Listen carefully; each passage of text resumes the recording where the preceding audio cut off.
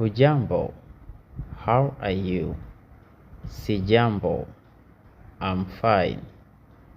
Habari za asubuhi. Good morning. Habari za mchana. Good afternoon. Habari za jioni. Good evening. Nzuri, fine. Asante, thank you. Karibu, you are welcome. Samahani, excuse me. Pole, sorry. Kwaheri, goodbye. Tutaonana baadaye. See you later.